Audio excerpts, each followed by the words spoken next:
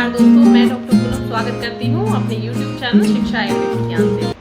आज का हमारा टॉपिक है स्वस्थ भोजन की थाली का। आप जो भोजन करते हैं उस थाली में क्या क्या होना चाहिए, क्या क्या नहीं आपको खाना चाहिए, आज हम उस पर चर्चा करेंगे।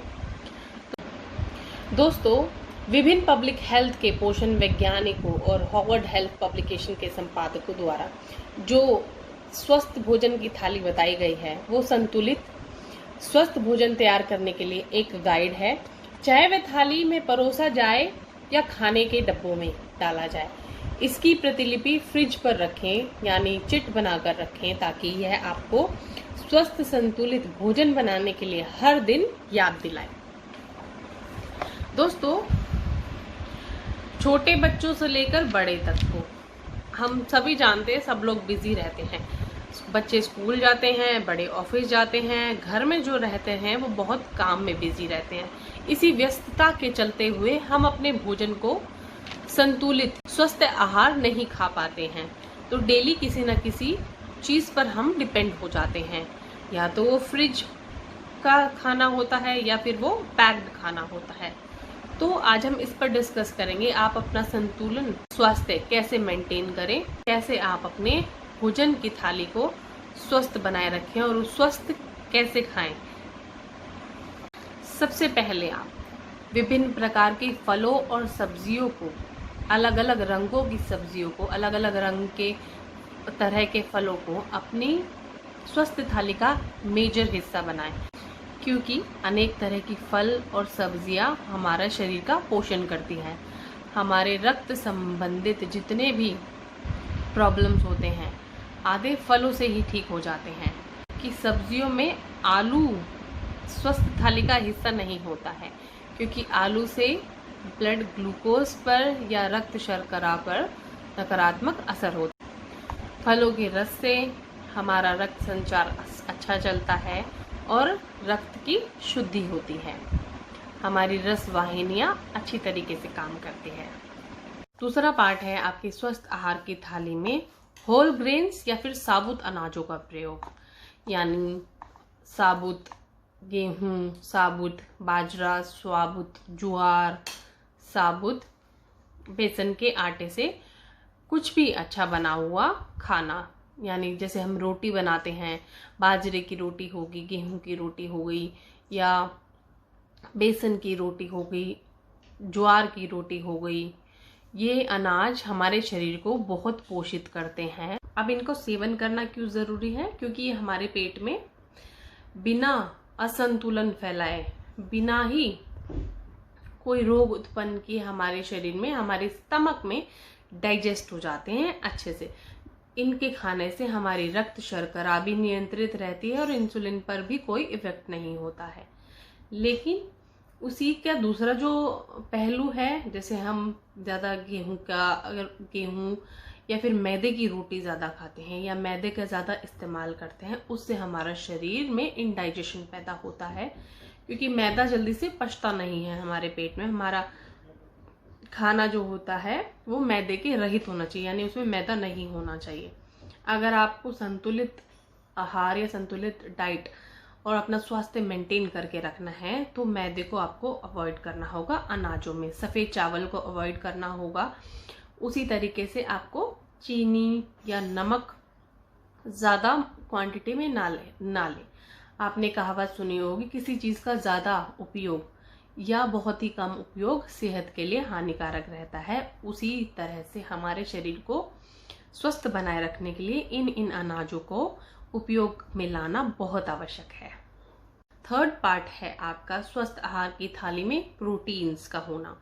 अब प्रोटीन्स किस तरह से लेते हैं? कुछ लोग नॉन वेजिटेरियन होते हैं, कुछ लोग वेजिटेरियन होते हैं।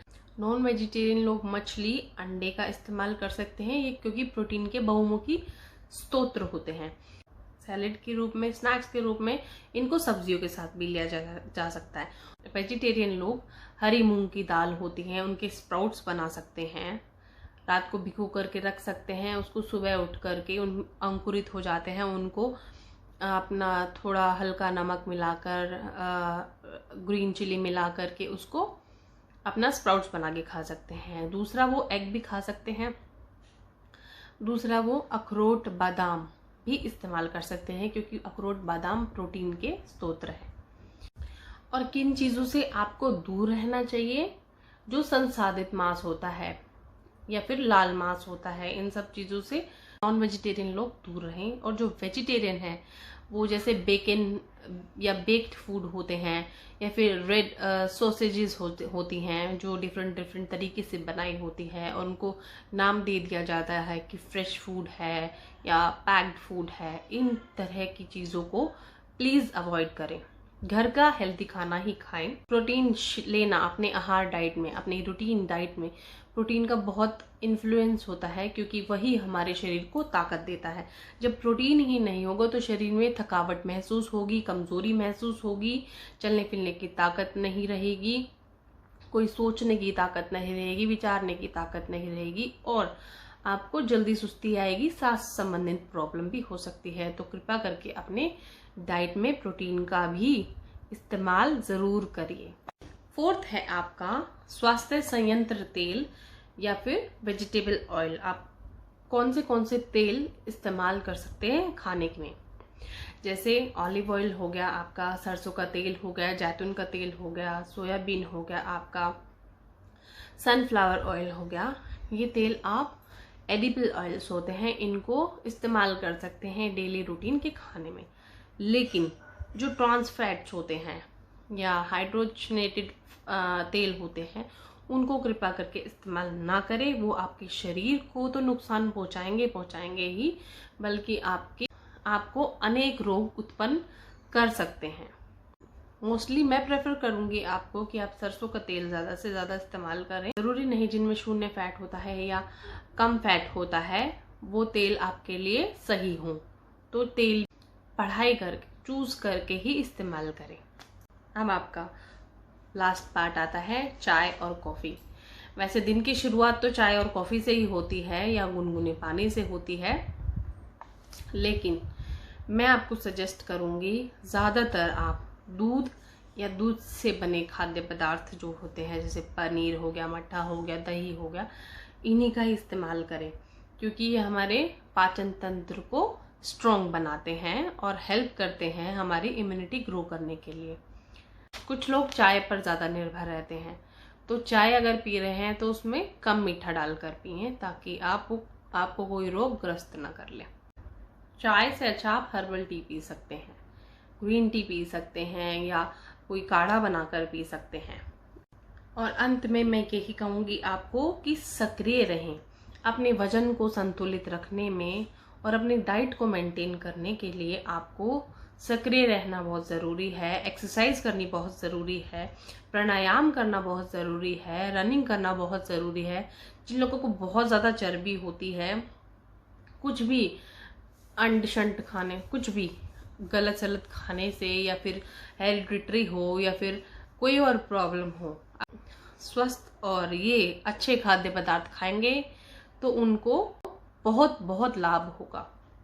ज़रूरी नहीं कि हम ट्रांस फैट का इस्तेमाल करें या बाहर के प्रोडक्ट्स पर, बाहर की चीज़ों पर या बेक्ड प्रोडक्ट्स पर निर्भर रहें। अपने घर में ही इतने सारे खाद्य पदार्थ होते हैं, जैसे कार्बोहाइड्रेट्स, हमारी जो हरी सब्जियां होती हैं या कोई भी रंग की सब्जी होती हैं आलू को छोड़कर, या इतने फल फ्रूट्स होते हैं, उनमें ही हमारे विटामिन्स इतने मिल जाते हैं हमको कि हमारे वो शरीर को संतुलित करने में बहुत ही हेल्पफुल रहते हैं। तो आज के इस वीडियो से आपने जो भी सीखा हो मुझे लिखकर बताइएगा, किसको किस तरीके की प्रॉब्लम आई है, किस तरह की डाइट से प्रॉब्लम आई है और किस रोग से वो ग्रसित हो रहे हैं, ताकि हम उनका अच्छे से सॉल्यूशन निकाल सके और आपको नेक्स्ट वीडियो में उसका सॉल्यूशन बता सके। तो आशा करती हूँ आज की वीडियो आपको पसंद आई होगी। मिलते हैं नेक्स्ट वीडियो में।